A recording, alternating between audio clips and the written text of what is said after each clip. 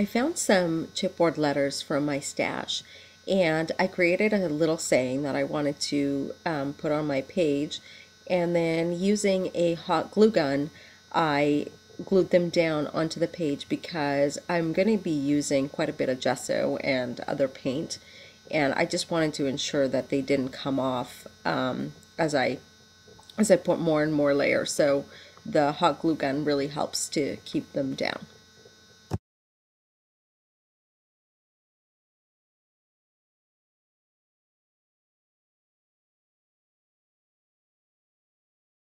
The next thing that you want to do is you want to grab some fluid gesso.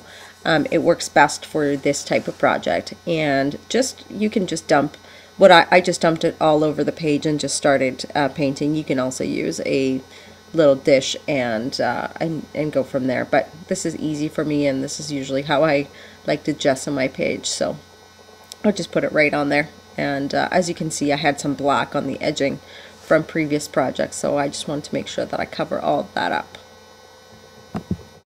The next thing that I did is I found some I believe it's 7 Gypsies tissue paper, and I believe it's so beautiful.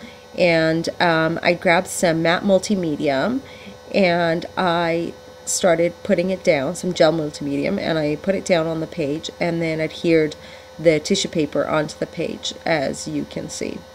So I did that in several pieces and just kind of making it into a decoupage style, like, if you will.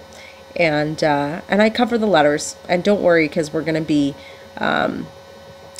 accenting the letters towards the end, so it's okay to go over the letters if you're following along to this tutorial. The other thing to note is so many people ask me what kind of gel medium do I use, and there are all types of gel mediums. You can, some are more dense than others, and some are a little bit more fluid. I really like the thicker gel type. It's easier for me to use, but the fluid ones are really great too, and I am not a big Mod Podge fan. However, lots of people like to use that, and you're more than welcome to use that. That works great.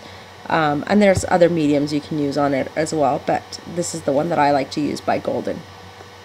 The next thing that you'll see is I created a whitewash using white acrylic paint and some water, and I use this all the time just to whitewash anything that is a little bit too dark, and I just applied it onto the page, and then just with a brush brush it around until I get my desired look. And because it was a little bit too watery for me, I probably didn't shake it well enough.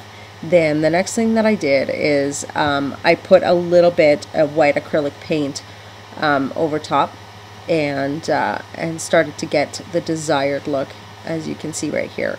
And then I grabbed my towels and just pat dried it until I got the exact look that I wanted. The paints that I'm using are Teal by Golden, and by Stevenson I'm using magenta color, and they are the teal is a fluid acrylic, whereas the magenta, I think it's a heavy body, so a lot of pigment, so I tried to use a little bit of water. As you can see, I used some of my whitewash to just tone it down a little. What I started to do is I applied the teal on the top, and then that little spray bottle you see, that's just a little bit of water. If it was a little bit too dark for me, so I just sprayed a little bit of water to tone it down, and then I added the magenta on the bottom and started blending the two colors together. And I just really love the way the purple started showing up. That wasn't really what I was going for, but I really like the look. And then I just grabbed my paper towel and patted it dry, used the heat gun, and then kept on adding layers. And this is the best part about mixed media, is you just keep adding layers until you get your desired look. If you don't like something, paint over it, and that's kind of what I'm doing here.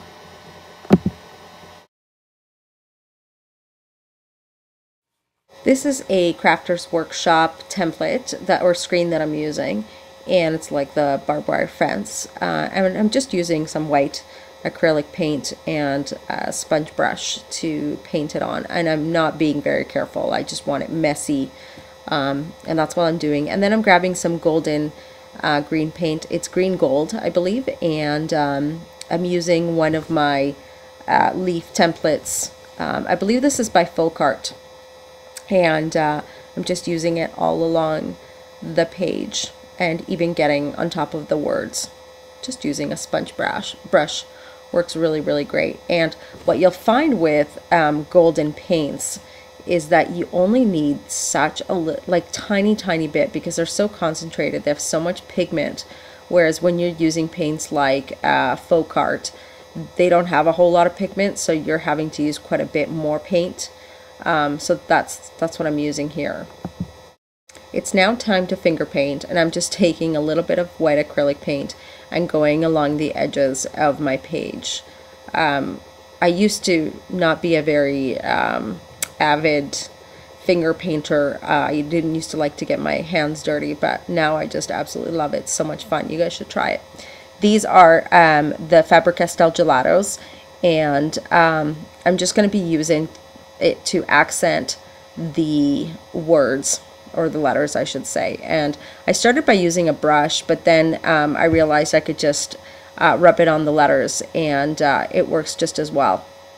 And just with your finger, rub it, and they're so amazing because they're gel-like, so they blend really well when you use your finger or water.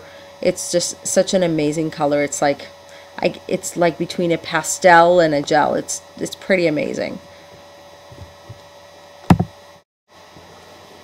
Once I am done accenting all the letters, I'll be going around the entire perimeter of the page to kind of bring the entire page together. So as you can see, I'm just blending it with my finger, and it's just so fluid. It blends so beautifully. It's just so easy to work with. I love them. It's just one of my favorite new products that I've been using lately.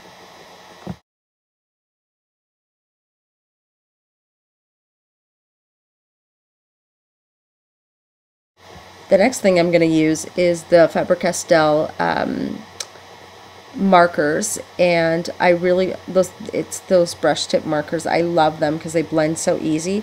If you gesso your page, you'll see that you'll be able to blend them. If you do not use gesso, they're just like any regular marker. So my recommendation is to use the gesso so that you can blend them. And as you can see, I'm blending the leaves, just giving them some shading.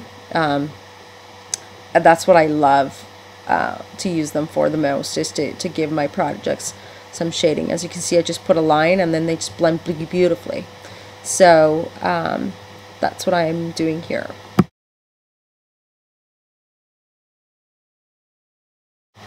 I found that my letters weren't quite popping out, so I decided to use my Faber-Castell black marker to give the letters a little bit more oomph.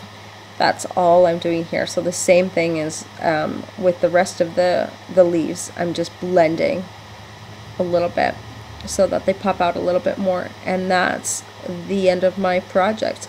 Thank you so much for watching.